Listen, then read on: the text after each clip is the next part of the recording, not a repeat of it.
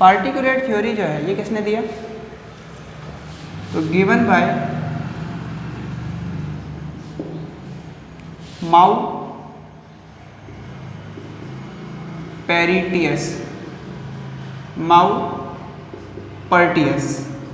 माउपर्टियस ने दिया था ये। माउपर्टियस ने क्या बताया? इसमें इन्होंने बताया according to this theory miniature form of human is particle. Particles होते हैं ह्यूमन में मिनिएचर फॉर्म, जिनसे नया ऑर्गेनिज्म आता है। ठीक है। फिर इसके बाद एक और थ्योरी थी जो कि है theory of pangenesis. Theory of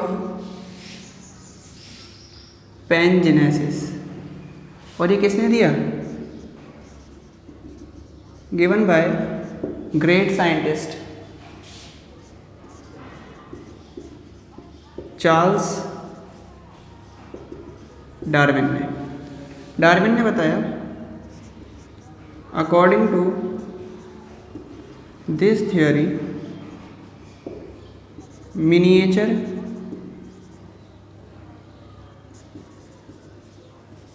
form of human, Darwin के अकॉर्डिंग वो क्या है? इज पैनजीन। पैनजीन है जिसे जेम्यूल भी बोलते हैं। ठीक है, ये था। ये जो थ्योरी है ना पार्टिकुलर, ये इसी के मॉडिफिकेशन से आएगी। तो ये सारी बातें हैं। तो ये हमने 7 थ्योरियाँ पढ़ी। अब एक थ्योरी हम और पढ़ेंगे जो है जर्म प्लाज्म थ्योरी, जो कि अगस्त वाइसमैन ने दी थी। आप ये नोट करें, फिर हम चलते हैं थ्योरी ऑफ जर्म प्लाज्म की तरफ। तो अब हम पढ़ेंगे थ्योरी ऑफ जर्म प्लाज्म।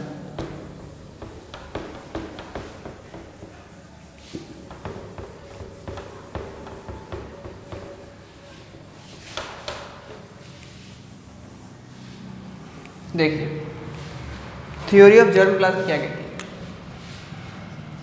8वीं है ये, थ्योरी ऑफ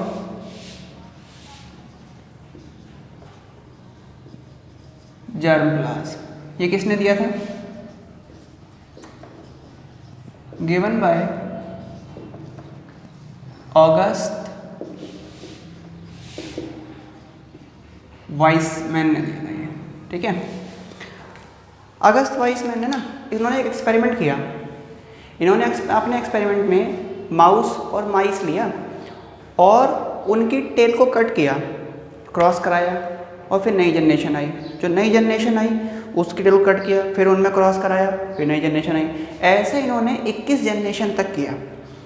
फिर 21 जनरेशन के बाद जब 22वीं जनरेशन आई तो देखा कि 22वीं जनरेशन के अंदर भी टेल है।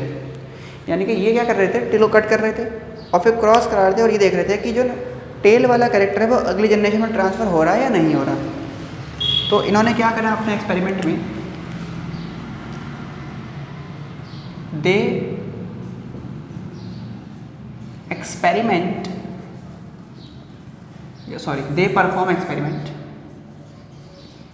Perform experiment on mouse and mice. और एक्सपेरिमेंट का नाम क्या था इनके? Tail cut experiment. Tail cut experiment. इन्होंने क्या करा? They cut the tail of experimental model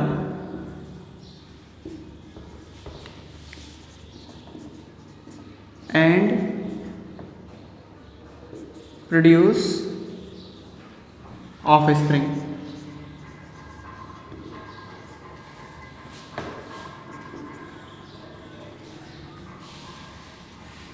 The offspring, तो जो ऑफ स्प्रिंग आया इट हैज़ टेल, उसकी टेल थी। तो इन्होंने क्या करा, इसी एक्सपेरिमेंट को दे कंटिन्यू इट, या हम ये बोल सकते हैं they cut the tail up to 21 generations and 22nd generation also have tail, उसके पास भी टेल थी। अब इन्होंने इसमें ना कंक्लूजन निकाला। कंक्लूजन इन्होंने क्या निकाला, कंक्लूजन इन्होंने अपने एक्सपेरिमेंट से ये कंक्लूजन निकाला कि एक ऑर्गेनिज्म में दो तरह का प्लाज्म होता है। In an organism two types of plasm, दो तरह का प्लाज्म है। कौन कौन सा होता है, यहाँ लिखते हैं उसको, ठीक है।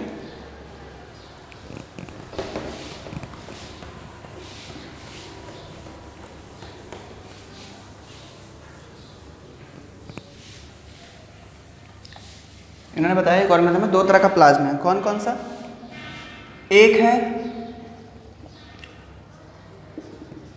सोमैटोप्लाज्म और दूसरा होता है जर्म प्लाज्म। देखो सोमैटोप्लाज्म होता है सोमैटिक सेल में, it is found in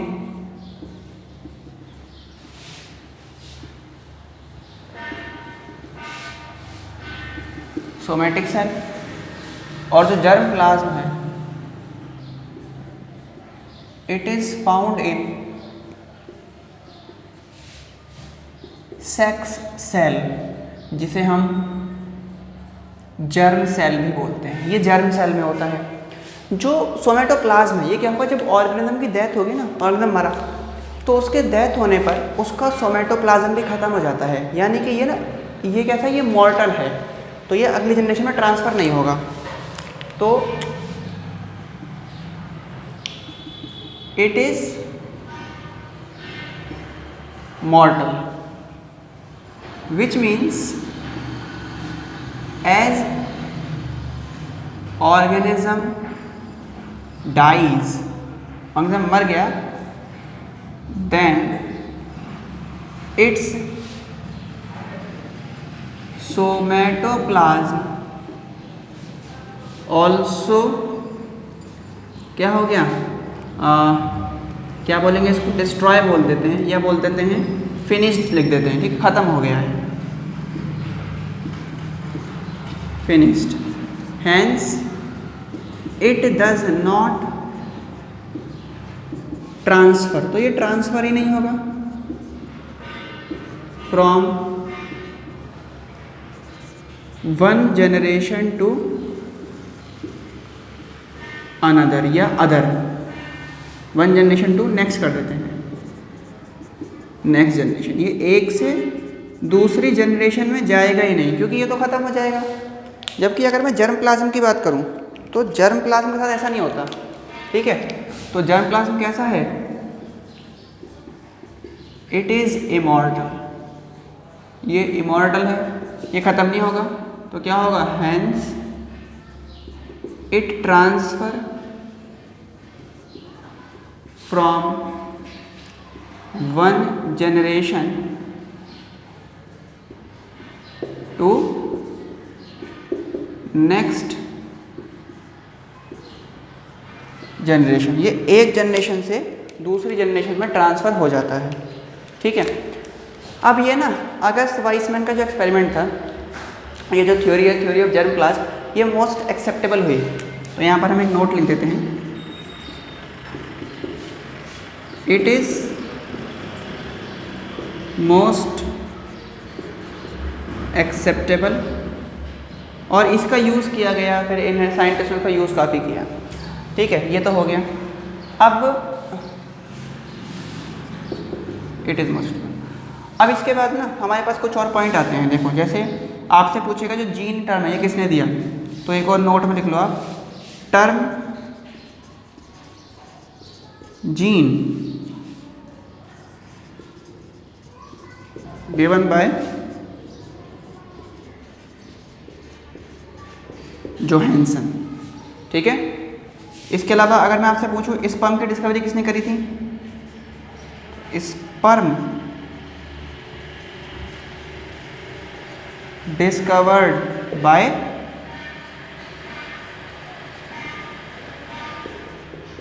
लुएनहोक, Anton van Leeuwenhoek ने करी थी। ठीक है। तो ये कुछ पॉइंट आप लिखिए। इसी के साथ हमने अब कंप्लीट कर लिया हमारा प्री मेंडलिज्म। मेंडल से पहले का टाइम हमारा कंप्लीट हो गया। अब हम मेंडल के पास चलेंगे, मेंडलिज्म के टाइम में कि जब मेंडल आया तो क्या क्या चीज़ें हुई। ठीक है। अब इंटरेस्टिंग होगी यहाँ से जेनेटिक्स।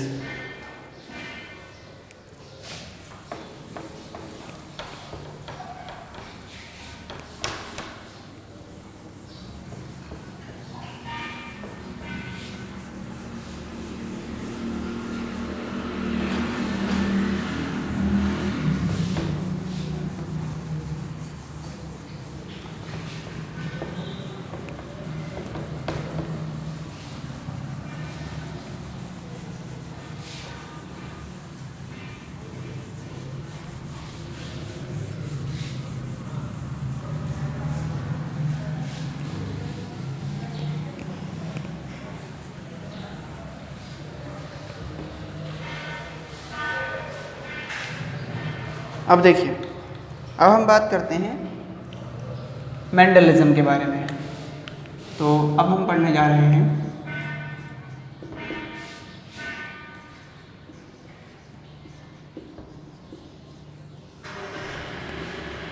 मेंडलिज्म। ठीक है। मेंडलिज्म की बात करें तो ये मेंडल का टाइम पीरियड है। तो मेंडल का जो पूरा नाम है वो क्या है, मेंडल का फुल नेम है ग्रीगर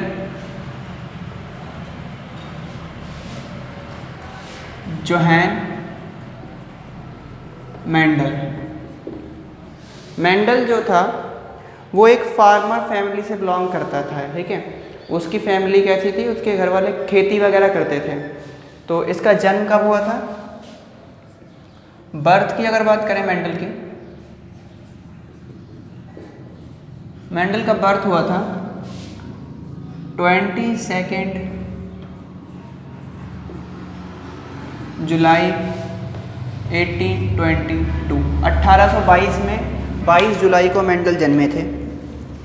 और मेंडल का बर्थ प्लेस कहाँ था, बर्थ प्लेस कहाँ पर इनका जन्म हुआ था, तो इनका जन्म हुआ था मेंडल का सिलीसियन विलेज में। ठीक है। और ये सिलीसियन विलेज कहाँ पर था, ऑफ ब्रुन। और ब्रुन कहाँ, हैजरडॉन, हैजेंडॉन। ठीक है। और कंट्री कौन सी थी, किस कंट्री में इनका जन्म हुआ था, मतलब किस कंट्री के थे ये थे ऑस्ट्रिया के, ऑस्ट्रिया के थे। इसके अलावा they belongs to a farmer family, ये किसान के बेटे थे। ठीक है। इनके परिवार वाले खेती वगैरह करते थे, ये गरीब थे। मेंडल अपने स्कूल जाते थे, ये थोड़ा गरीब थे। इन्होंने अपनी एजुकेशन पूरी करी। एजुकेशन पूरी करने के बाद इनको ना लोगों में इतना ज़्यादा लगाव नहीं था। ये मतलब अपने काम से ज़्यादा मतलब रखते थे और संत टाइप के थे, शुरू से ही इनका नेचर ऐसा रहा। फिर क्या हुआ, मेंडल ने जब अपनी पढ़ाई पूरी करी, कंप्लीट करी, तो उसके बाद मेंडल को एज ए एबॉट के रूप में एक मोनेस्ट्री में अपॉइंट किया गया।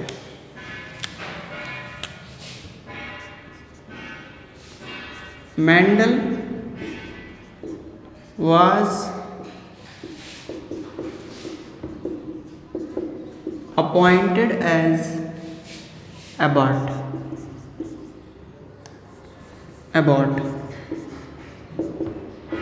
in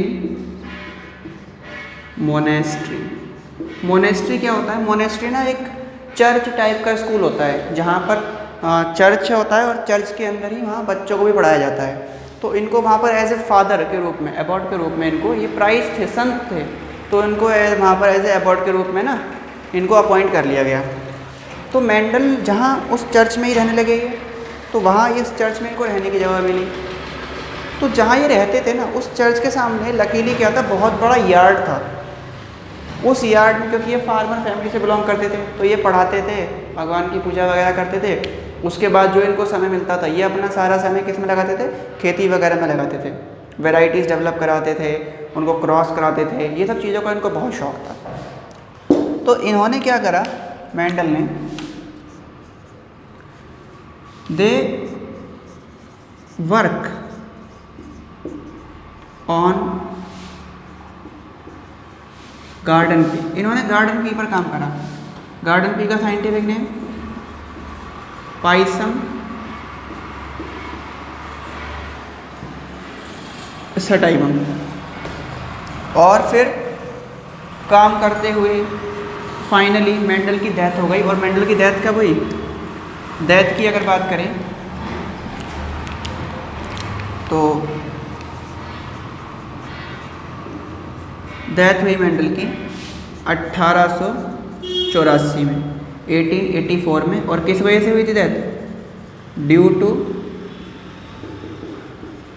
किडनी डिसऑर्डर, किडनी की बीमारी की वजह से इनकी मौत हो गई है। अच्छा, मेंडल ना बहुत संत टाइप के थे।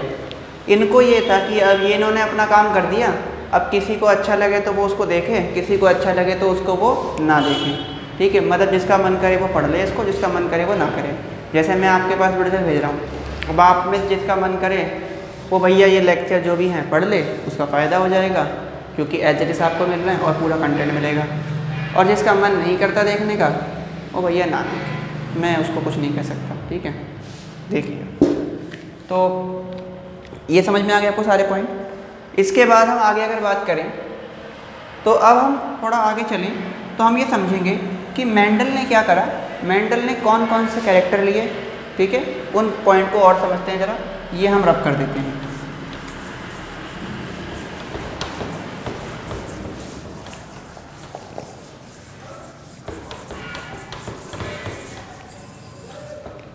तो देखिए, इनिशियली मतलब मेंडल ने क्या करा,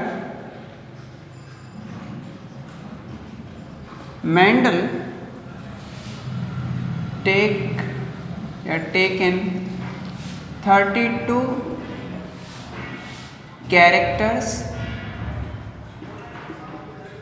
पहले इन्होंने ना 34 कैरेक्टर्स लिए थे पी प्लांट के, विच जो कि फिर क्या हो गए, विच रिड्यूस टू 22, जो रह गए फिर 22। और फाइनली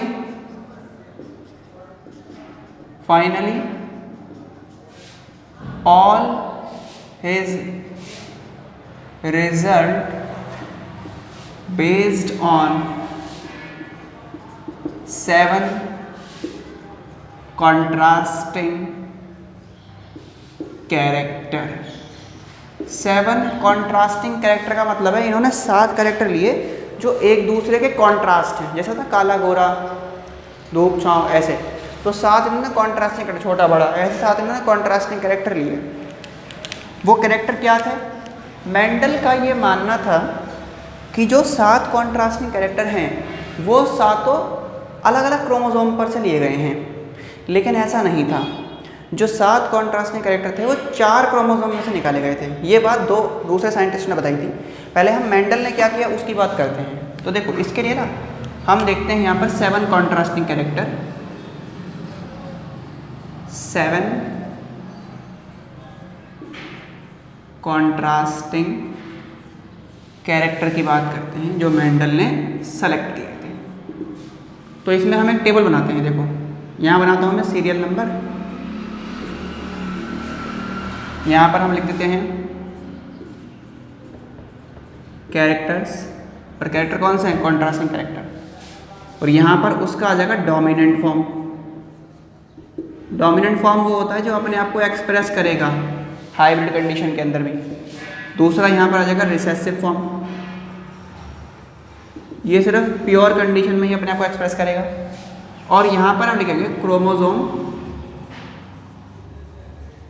नंबर, कि ये किस क्रोमोसोम्स में से देखे गए। ठीक है, तो देखिए पहला जो कैरेक्टर है वो है फ्लावर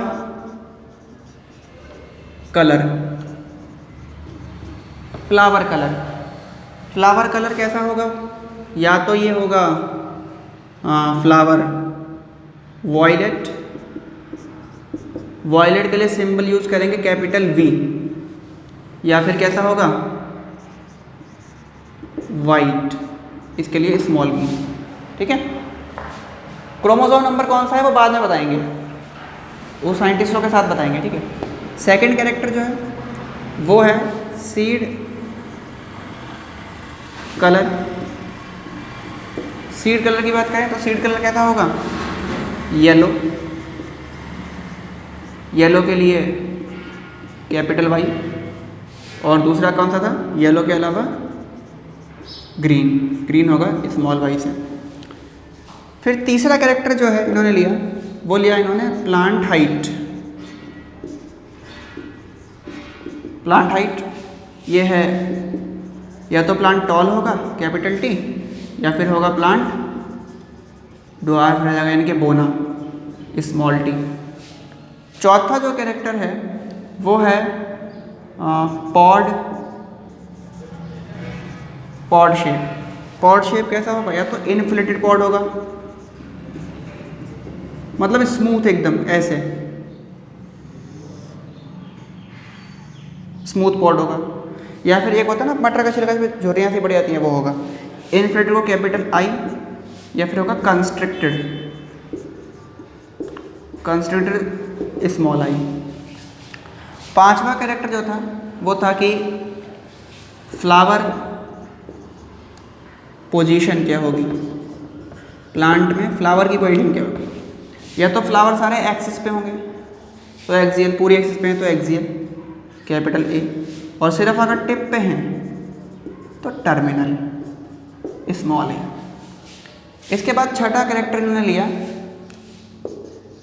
पॉड कलर। जो छिलका होता है ना मटर का, फली जैसे बोलते हैं मटर की ऊपर की, उसका कलर कैसा होगा? तो उसका कलर कैसा होगा?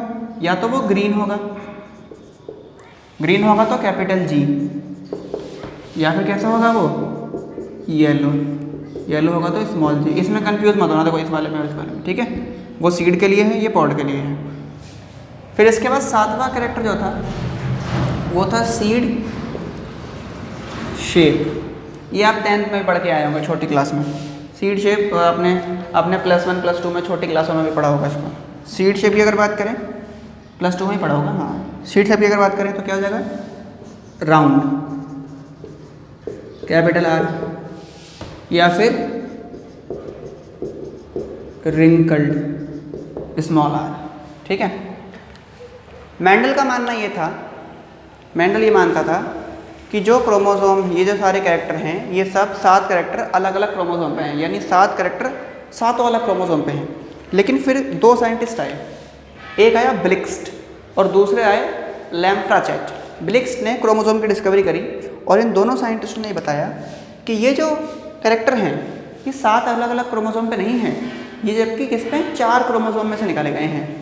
पहले 2 कैरेक्टर ये दोनों निकाले गए हैं किससे? फर्स्ट क्रोमोसोम से। ये 3 कैरेक्टर ये तीनों लिए गए हैं 4th क्रोमोसोम से। ये वाला कैरेक्टर लिया गया 5th क्रोमोसोम से। ये वाला कैरेक्टर होता है 7th क्रोमोसोम पे। ठीक है, तो 7वें क्रोमोसोम पे है, मतलब ये सीड शेप 7वें क्रोमोसोम पे है। आप इस नंबर को तो आगे पीछे भी कर सकते हो, लेकिन ये कैरेक्टर याद रखना। ठीक है, तो ये बातें हुई जो मेंडल ने बताई। तो हम यहाँ पर ना अब 2 नोट लिख लेते हैं छोटे से। देखिए, पहला नोट लिखिए, मेंडल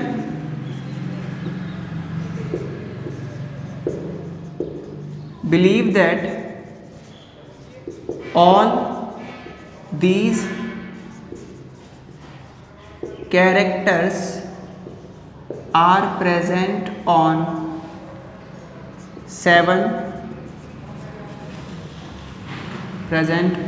7 डिफरेंट क्रोमोसोम। ठीक है, ये बात मेंडल ने बताई। ये तो पहला पॉइंट हो गया। इसके बाद 2 साइंटिस्ट आए, ब्लिक्स्ट एंड लैम्फ्राचैट। ये नोट कर लिया आपने, ये पॉइंट लिखो। Blixt and Lamprecht explain that these 7 contrasting character present on 4 chromosome, 4 chromosome पर हैं। और वो क्रोमोसोम कौन से होंगे? 1, that is 1, 4, 5, 7। अगर आपसे पूछा जाए ना क्रोमोसोम की डिस्कवरी किसने करी थी, तो इन्होंने करी थी, ब्लिक्स्ट ने करी थी क्रोमोसोम की डिस्कवरी। ठीक है, तो यहाँ तक हमने आज कवर कर लिया। कल हम इससे आगे बढ़ेंगे कि मेंडल ने और क्या क्या किया। ठीक है, उनका काम कैसे सक्सेसफुल हुआ, कैसे उसको रिकॉग्निशन नहीं मिला, उन्होंने अपने इस वर्क को किस न्यूज़पेपर में पब्लिश किया, ये सारी बातें हम नेक्स्ट वीडियो के अंदर स्टडी करेंगे। तो थैंक यू सो मच।